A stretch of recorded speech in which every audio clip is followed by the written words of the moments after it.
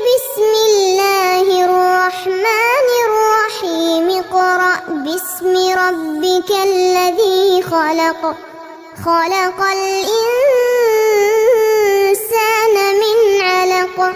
اقرأ وربك الأكرم الذي علم بالقلم علم الإنسان ما لم يعلم كلا إن الإنسان ليطغى أن رآه استغنى إن إلى ربك الرجعى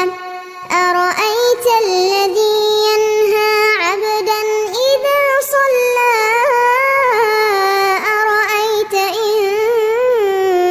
كان على الهدى أو أمر بالتقوى أرأيت إن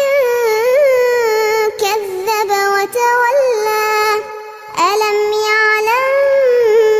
بأن الله يرى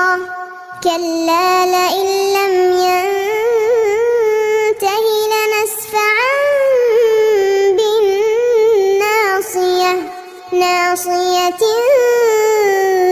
كاذبة خاطئة فليدع ناديه سندع الزبانية كلا لا تطعه واسجد واقترب